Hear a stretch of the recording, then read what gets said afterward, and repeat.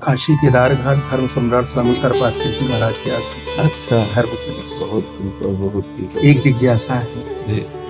वर्णाश्रमोचित कर्म रहित संध्योपासन रहित विगात, अगर कर्म त्याग करने और नाम जप करेगा तो कल्याण हो सकता है। हाँ, जब हम भगवान के नाम में पूर्ण चित्त वृत्ति लगा देते हैं, वेदान्नपि सन्नस्ति सा केवलम अवच्छिन्न अनुरागम लभते देवर्षि नारद जी।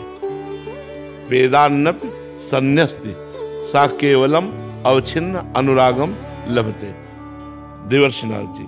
और श्री गोस्वामी तुलसीदास जी कहते हैं, सो सब कर्म धर्म जरि जाओ, जहाँ ना राम पद पंकज भाऊ। जोग कुजोग ज्ञान अज्ञानो, जहाँ नहीं राम प्रेम पर धानु। क्या भगवान का नाम वेद नहीं है क्या?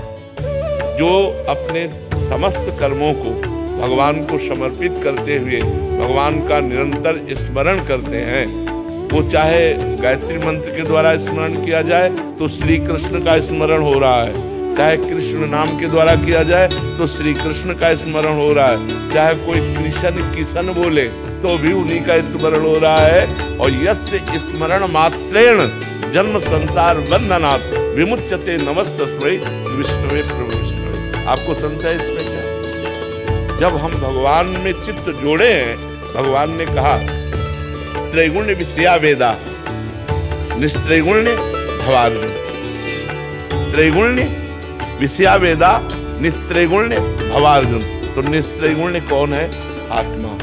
निस्त्रैगुण्य कौन है? श्री कृष्ण।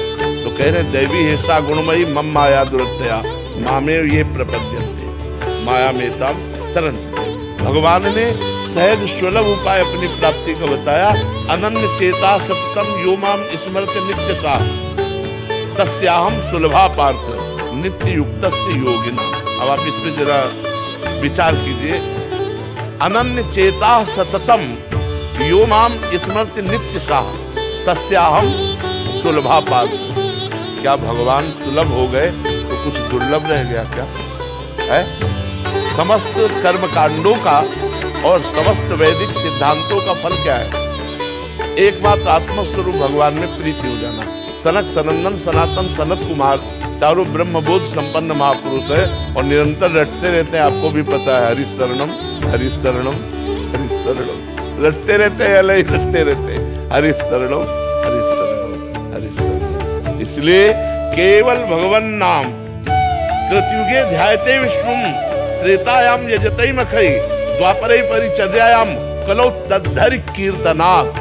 हरेर नाम हरेर नाम हरेर नाम एव केवलम कलौ नास्ते नास्ते नास्ते गति अन्यथा। हम निषेध नहीं करते संध्या का, हम चातुर्वर्ण के सिद्धांत का निषेध नहीं करते, लेकिन जो इससे भटक चुके हैं अब उनको कैसे संभाला जाए? तो तुम बोलो राधा, तुम बोलो राम, तुम बोलो कृष्ण, लगो जो शराब पी रहे हैं, जो मांसकार है, जो गंदे आचरणों में लगे, उनको घसीट करके भगवान के नाम में ही, क्योंकि अब वो भगवान का नाम ही संभाल सकता है। एक बार ब्राह्मण होकर और जबान में शराब रख ली तो ब्राह्मणत्व नष्ट हो गया। एक बार ब्राह्मण होकर 3 दिन संध्या नहीं की तो उसका ब्राह्मणत्व नष्ट हो गया।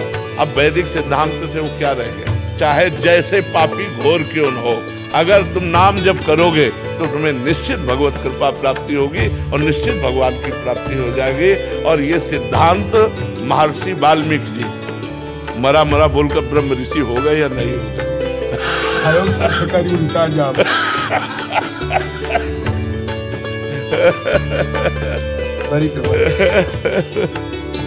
साल से महाराज जी आ रहे हैं प्रयागराज से जी, अपने गुरु लक्ष्मण में रहे महाराज जी जी जी तो बड़े भक्ते 18 घंटा भजन करते पूरा पूरे शास्त्र के ज्ञान।